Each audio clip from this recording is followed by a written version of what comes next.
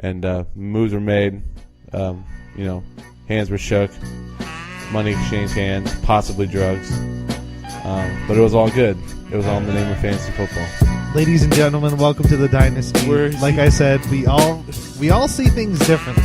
Put it on his shirt. I just drank what tasted like a root beer, but now I'm feeling kind of tipsy. Ride that unicorn, my friend. I was really going to do an awful Mexican accent, but I realized how mad I'd be at someone else for doing that. So, hi. We all are very intrigued and very interested in what will happen this year.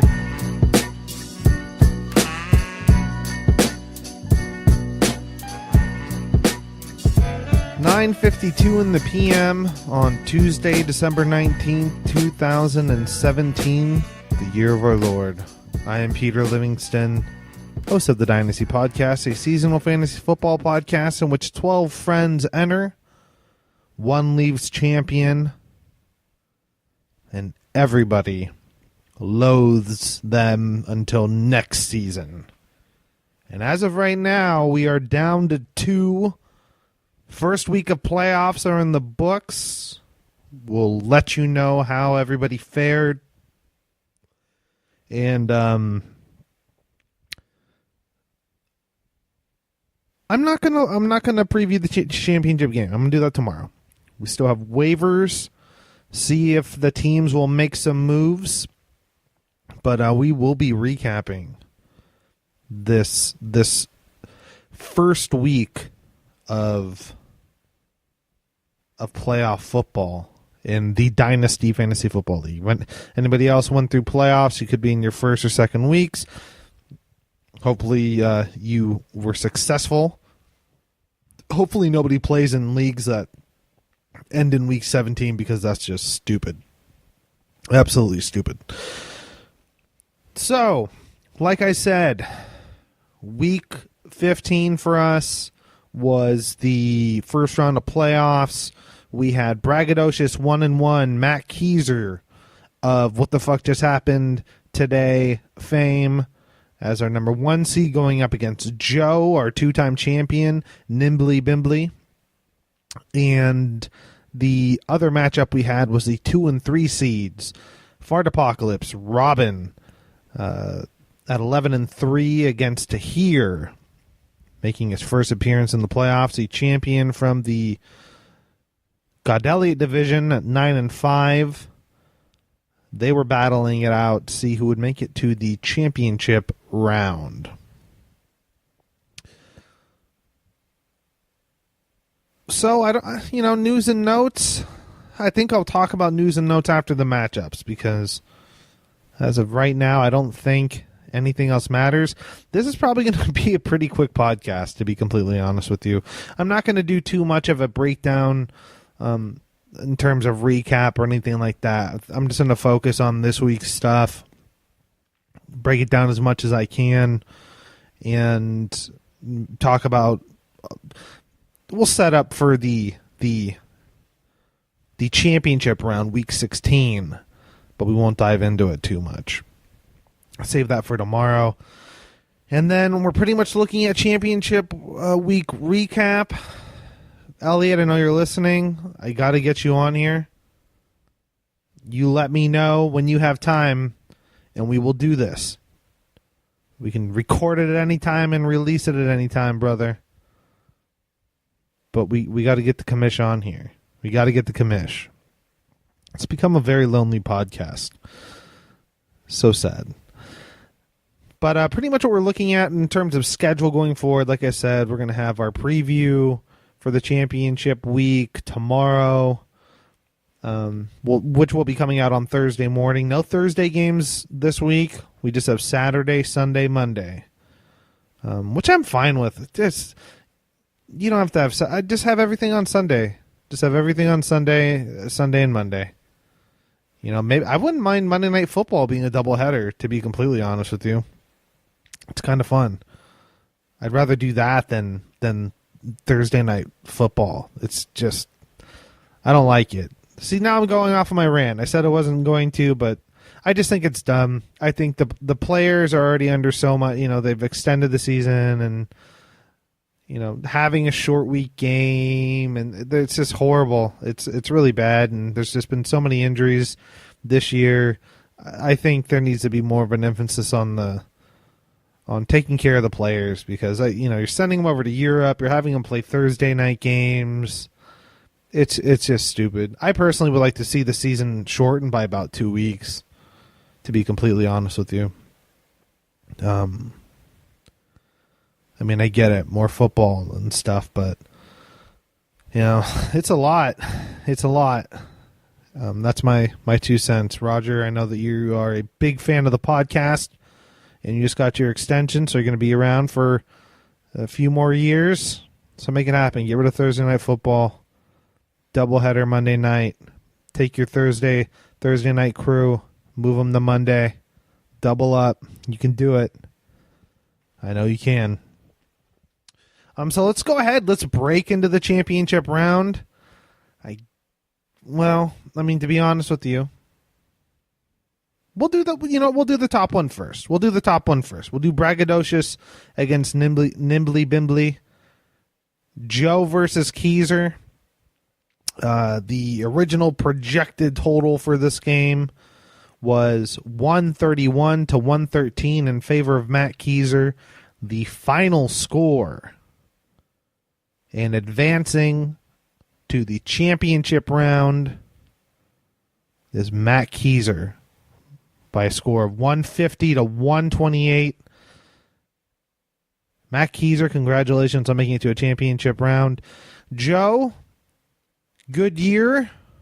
Congratulations on another playoff. I think it is your 4th in 5 years, your 4th playoff appearance. And you will be facing somebody in the 3rd and 4th place games, the consolation. No, that's not the consolation bracket. But this was a surprising game. If you were to tell me that Todd Gurley would have one of the best games in a fantasy standpoint that we've seen from a running back, I haven't done the research, but 4 touchdowns. If he was going to get 42 points and then Antonio Brown was going to leave in the first quarter with an injured calf and only get 2 points, I would have said Joe far and away was going to dominate, and that wasn't the case.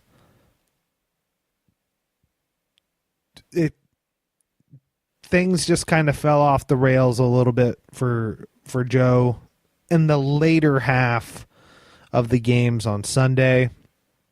And it does. Originally it was starting to look like, that Joe was going to do what we were projecting that Joe was going to do. And everything seemed to be set up for that way. I was projecting him to score 140. I think my original projection was like 136 or something, and then I said 140. I can't remember, but I had him beating Matt. And looking at his score now, if you were to add up the missing projected points, from Russell Wilson and Carlos Hyde and Josh Gordon, he would have hit that mid to high 146, 148, something like that. So pretty close to the projection, but that's where everything, the things that we thought were a lock didn't end up being a lock. And these were not from players. This wasn't like, Brandon Cooks or, somebody that was kind of fringe and, maybe they could have a game. These were guys that we were expecting to have big games. Like across the board, you ask any analyst, anybody, anywhere that knew anything about football, Russell Wilson was supposed to have a big game. Carlos Hyde was supposed to have a big game against a Tennessee defense that was kind of meh. Didn't end up happening. But let's go ahead. Let's get into more detail, and we can break it down from there.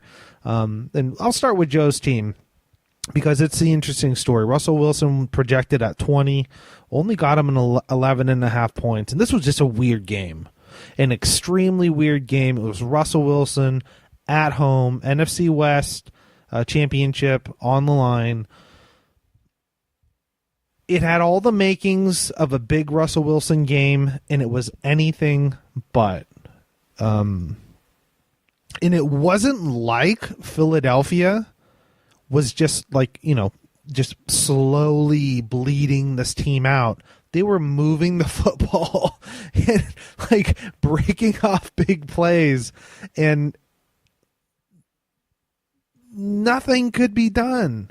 I mean, nothing could be done. Russell Wilson, you look at since like week 7, essentially. I mean, his year's been amazing. I think he's a number one ranked. He was a number one fantasy football quarterback going into this matchup against an LA Rams defense that at home just got throttled by the Philadelphia Eagles.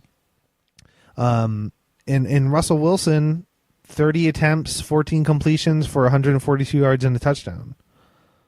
No interceptions, but he was sacked like 8 or 9 times. He fumbled twice, lost one, took a safety. 7 sacks, not 8. It was so weird because, Joe and everybody else, it was kind of like, it was going to be a shootout, and they got behind early.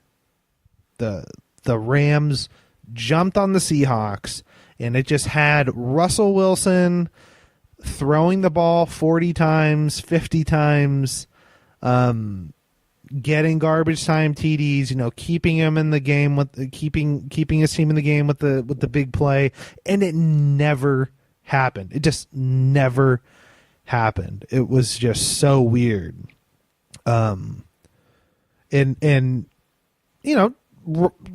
Joe couldn't be mad because he had one of the greatest performances in recent memory from a running back in Todd Gurley, who was just tearing it up like nobody else was really involved in the LA Rams offense. It was just kind of like I know that Joe was probably sitting there like, okay, so this is gonna be the drive. This is gonna be it. They got they're up by a ton. They got to go soft defense. But it never happened. And Russell Wilson had 11 points. Besides week 1 at Green Bay, the lowest total of the season. And it came at the absolute worst time. Frankly, that nobody was expecting. Like I said earlier, nobody was expecting.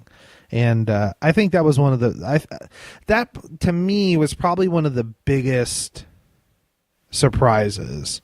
I mean, Todd Gurley having the game that he did was pretty surprising. 40. I said it was potentially like a 30-point game, but my God, 42 points is absolutely amazing.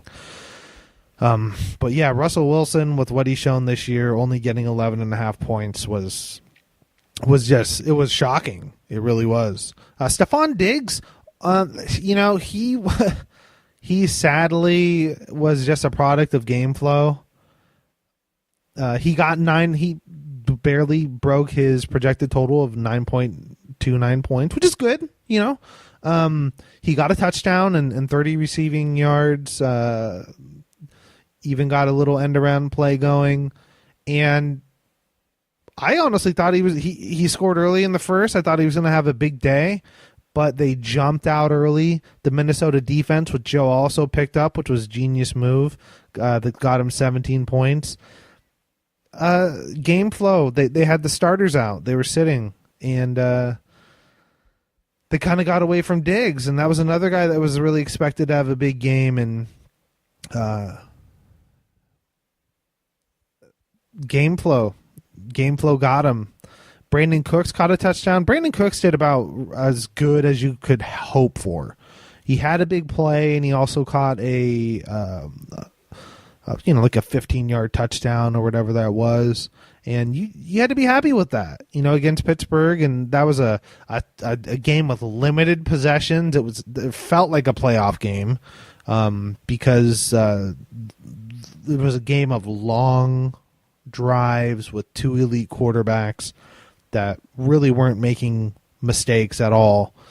And Brandon Cooks made the most of his opportunities and getting over his projection a little bit too with 12 points. Joe had to feel good about that. And another surprise, I think, was Josh Gordon. 4.7 out of projected 8.45. I felt like the 8 points was really, really low, even though it was against Baltimore. It was a home game. And the thing was, the volume was there. Just the numbers weren't. He had 11 targets, only 5 receptions and 47 yards.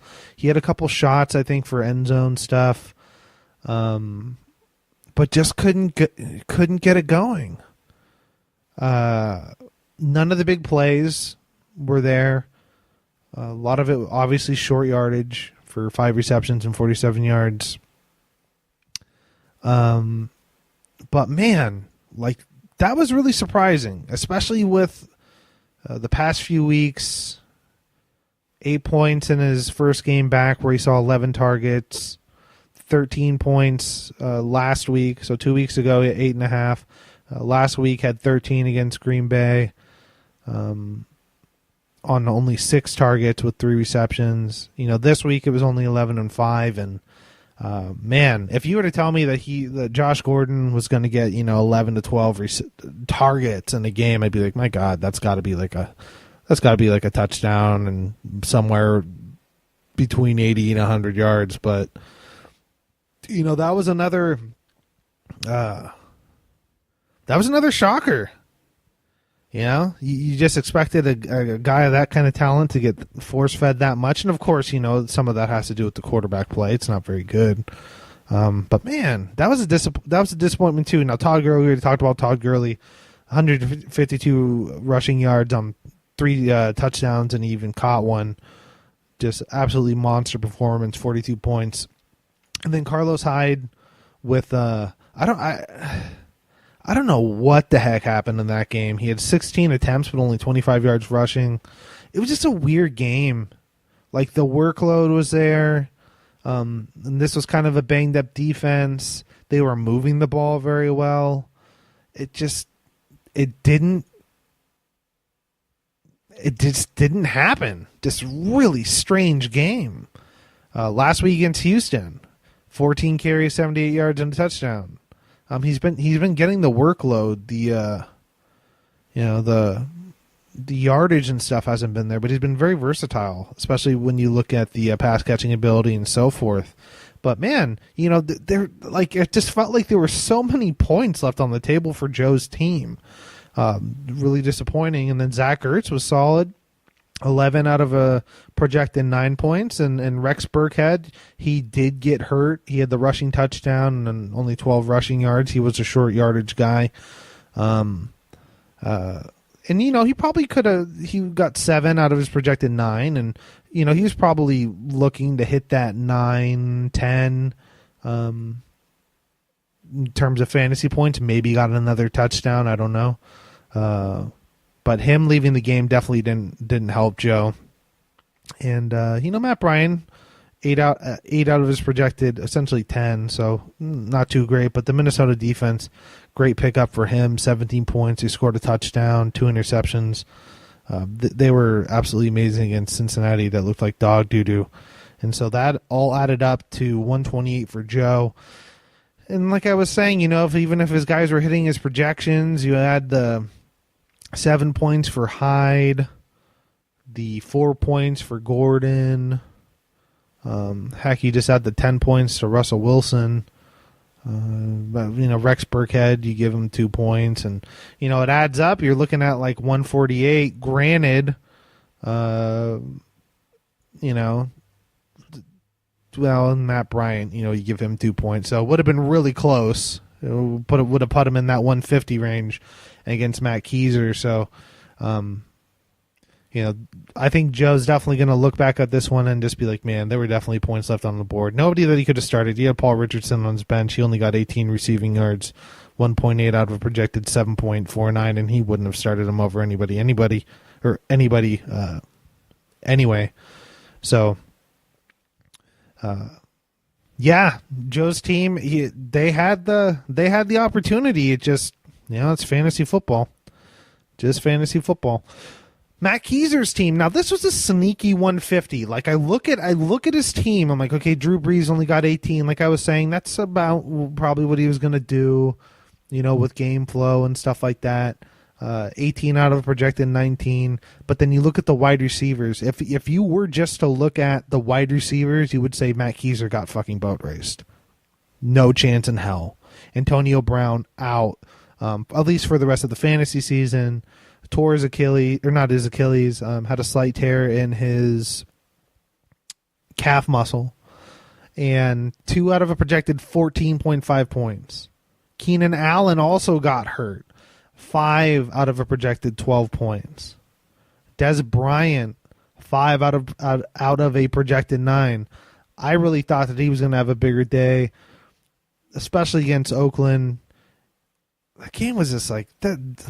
Man, Dallas just, I don't know what to think about Dallas. They got to get there. I mean, you got to hope that was Zeke coming back. Maybe it fixes some stuff, but yeah, Des Bryant wasn't really getting the end zone looks that you would typically hope for. The yardage is kind of what he's about, what you expect out of him, but he needs touchdowns. He's very touchdown dependent at this point in his career, which he was getting for the first half of the season and even a few weeks ago, but not so much now. But then you get to the running backs, and this was pretty much this bottom part, the flex where he had a running back and went with the 3 running back strategy. Is really what carried his team. You look at Le'Veon Bell with the 22-point performance. Melvin Gordon, 22. Rob Gronkowski with 18 points, and then Mark Ingram with another monster game, 27. That was where the bulk of the damage came, and then you throw on the Baltimore defense, 20 points as well, negated the amazing job by the Minnesota defense.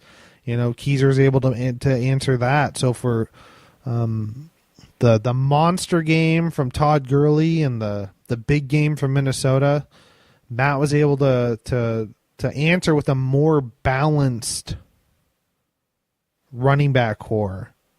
And I would say, both tight ends did very well. Gronkowski, of course, didn't get the touchdown, but the yardage and the 2-point conversion put him at 18 points. And Zach Ertz was just very efficient with 56 yards and a touchdown. So he finished, 7 points behind. But it was that other running back spot in the flex position that really did it. And you gotta. I kind of lost my train of thought. I was looking at the 2 matchups, but yeah, you just got to tip your cap off to Matt Keyser and putting the team together. And when you look at the potential on his bench, he left Jimmy Graham on the bench, which you could maybe. Nah, you couldn't make an argument to start Jimmy Graham, but he got minus 0.1 points, minus 1 receiving yard, and then AJ Green only 3 points out of a projected 10. It just, it wasn't there with the wide receivers, but the running back position came up huge for Matt Keyser, and Matt Keyser advances off to the championship game. So I don't know if there's too much else I can really say on that, except, yeah, it's, it's 2 different stories. Matt Keyser's season, my goodness, saved by the running back position. Joe, it looked like his team was going to be saved by the running back position, but it was also kind of let down by the running back position with Carlos Hyde and then Burkhead getting hurt. But we weren't quite expecting that much from Burkhead, but we were, I think, with Carlos Hyde. But I think the big thing was Russell Wilson. You know, that's potentially another 20 points. I was thinking that he was going to have upwards of a 30-point game, as we're so accustomed to seeing. He's been like scoring 25 a game the past few weeks. Had a 31-point game against Atlanta. He had 36 against Houston. He's just been getting you 25 to he had a 33-point game against Tennessee. I mean, against these fringe defenses, he's been absolutely lighting him up, and he's been in that 25, 26 to 30-point range for the majority of the season. And man, just horrible timing for that to go down the way it did. But congratulations to Keiser, congratulations to Joe on good seasons all around. And we got one more game to break down. Fart Apocalypse versus the Teabaggers. Robin versus Tahir. A past champion. Robin facing a newcomer. Tahir to the playoffs. 114 to 109 was the original projection. 123 to 92. And advancing to the championship round is Robin of the Fart Apocalypse. Congratulations, Robin. Tahir tried to make it a back-to-back shithead championship kind of season. Couldn't get it done. But congrats to you with your sneaky, disgusting team all year. And what Tahir, kind of similar to Joe, you definitely felt like there were points left on the board. But let's we'll talk a little bit about it before we break it down to detail. You know, you look at some of these matchups. You know, Tyreek Hill and Travis Kelce were going for Tahir. Tyreek Hill, of course, with the big play, 14.8 points. Travis Kelce, very much invisible, only 46 receiving yards. I had it inversed. If you listen to the last podcast, I felt like Tyreek Hill was going to get bottled up, and Travis Kelce was probably going to be more open because he's such a matchup problem. Nope, not at all. Tyreek Hill, like I also mentioned, that speed is also really hard to bottle up. I felt like the Chargers had the secondary to do it, but nope. All it takes is one play, and they got the one play, and Tyreek Hill got 88 yards in a touchdown.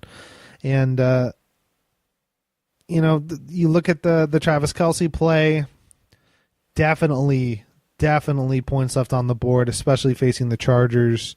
A lot of that goal line work went to Melvin Gordon, so Matt Keiser took a big chunk of that. Or excuse me, went to Kareem Hunt when they were working it, especially in there, and Kelce was more like a decoy and a blocker. So I think in terms of leaving points on the board, definitely Travis Kelce, but even more so Doug Baldwin, who only got 6 receiving yards on the night. What a weird fucking game that Seattle. I mean, my God, you know, where we thought Joe would be a benefactor, you know, Robin had to be doing backflips, because the one thing that you felt like you could have counted on was a monster Doug Baldwin game when the Seahawks were trailing big and had to throw. It felt like Russell Wilson, Doug Baldwin, they're going to dial it up one more time, and he ended with only 6 receiving yards. Just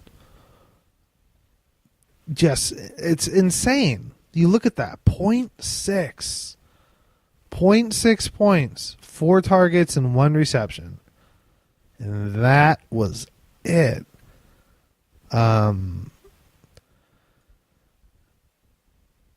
Just so weird. I don't know what else to say. Just extremely weird. Then Alex Collins, you definitely feel like there were points left on the board there. 27-10 against Cleveland, 33 receiving yards and 20 yards rushing, 5.2 points out of 9. You know, and Alex Collins has been looking great. 22 points last week against Pittsburgh, 21 the week before against Detroit. He's been in double digits pretty much for the past 6 weeks. And you go and face Cleveland, it's just weird. You definitely feel like you're like I was definitely thinking it's gonna be like a 15-point game. So you just look at that. Everything else is pretty much on par. Jake Elliott 10 out of projected 8, Philadelphia 8 out of projected 9, Dion Lewis 15 out of a projected 11. So there was a little plus there, and then the other wide receiver spot, he had Baldwin, Hill, and Jones Jr. going. Marvin Jones hit his projected total, 8.5 out of 8.6, and only thing missing was a touchdown, and he didn't get that. Dak Prescott underperformed, 15 out of a projected 19. In what was a game, I thought it was going to be a get right game, and it wasn't. He had 26 points against the Giants. I thought it's such a primo matchup and didn't get it. Just, I don't know. I think similar. I don't know if it would have made up too much of a difference. I think you could say Dak Prescott could hit his 20, 22, 23, whatever points. So, you add another 7 and, Tahir's at like 100.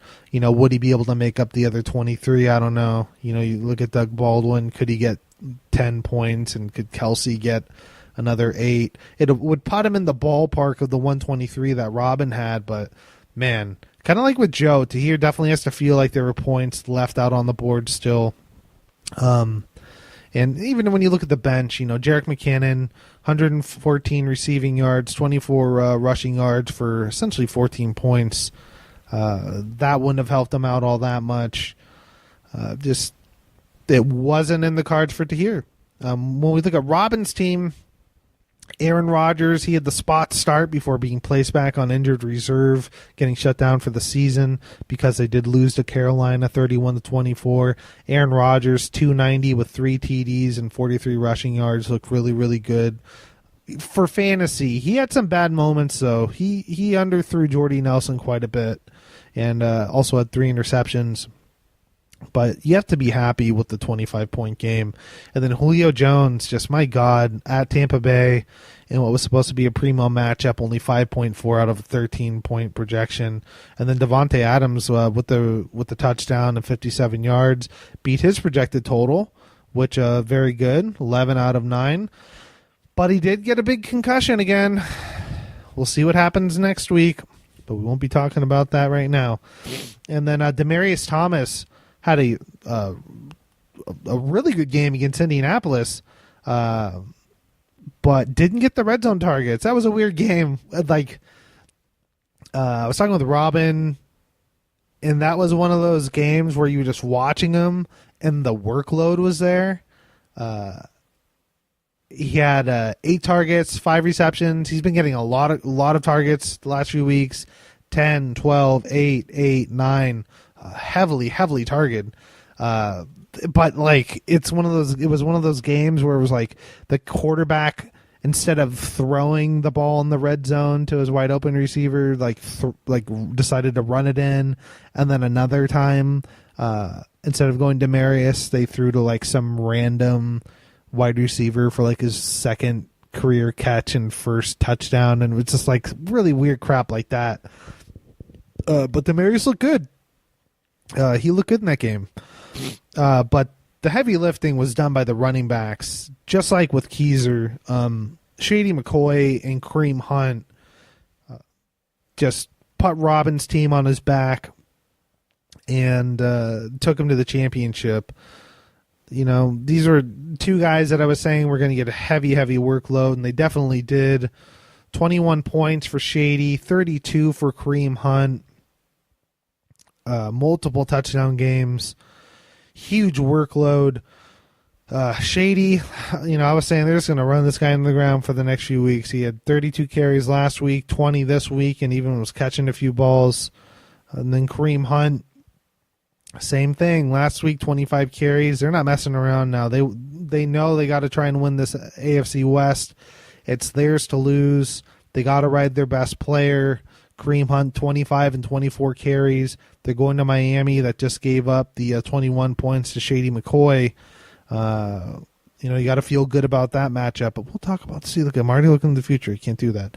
But Robin did lose Hunter Henry, who took a nasty shot in the kidney, I guess, and really early in the game.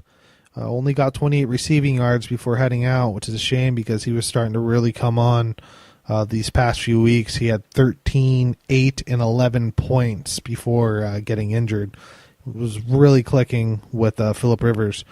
And then Golden Tate, like I said, I don't know what it is about Nick Fangio and the Chicago, those defenses. I don't know. Like they key on Golden Tate. They lose, but they key on Golden Tate. So, no. But then everybody, Boswell, 8 out of projected 9. New Orleans, 6 out of projected 10. Everything else is pretty pedestrian. But these big players with the big games, Rodgers, McCoy, and Hunt, that made up about 80 points out of the 123. And Tahir just didn't get he got a big play from Tyreek Hill, but not from anybody else. And where he was probably looking to Kelsey and Jones and Baldwin. You can even say Collins too, because he's been having big games. Just didn't happen. Just did not happen. And it wasn't even weird. It wasn't even weird game flow where it was like, oh, we're up by like 30 points, so we're going to rest everybody. It wasn't like that at all. They were just weird stuff. Just really weird circumstances. So a little bit of bad luck for Tahir too. And he will be facing Joe for third place, and that gives us our championship of Robin against Keezer. These two men do not like each other. Maybe we can have them cut promos against each other or something. I know that Keezer and Joe was getting a little dicey in the Slack chat, throughout this week. We'll see what happens. We'll see what happens this upcoming week. It's going to be fun to break that one down. For waivers, with a couple of injuries, you look at the bench for Robin. He does have Tom Brady and J.J. and Aaron Rodgers, of course, will be dropped. But I think you're going to be looking the teams in the championship. They're going to be making some tweaks, I think. So I'll set the waiver, and we have other people still being active too. But I'll set the line at 5.5. That's what I'm going to do. I'm going to set the line at 5.5. I think there's going to be 5.5 over under. You guys can play along at home. I'll follow you in tomorrow. But great week of fantasy football. I'm sure everybody had fun. I know I did not in this league, but I had my own crazy matchups going on in another league, and I know everybody else did too. So best of luck to everybody. Hope everybody had fun. Tahir, Joe, good year. Robin, Keezer, championship. Only one person can win. The rest of us are just losers. I don't care what anybody says. You're losing like me, kind of, sort of. No, but really, good year, everybody. We have, like I said, championship. We'll be looking at for Thursday. That'll be out, and then after that, we're gonna be doing our recap, and then maybe we'll. I'd like to have Elliot do some stuff. We'll see if he ever gets back to me. But we have some fun stuff planned, and if Elliot won't do it, then I'm just going to do it by myself. Because. All right, everybody, thank you so much for listening. It's greatly appreciated. You can hit me up on Twitter at Peter Livingston or shoot us an email at ffdynastypod@gmail.com. And I guess you'll be hearing from me on Thursday. Goodbye.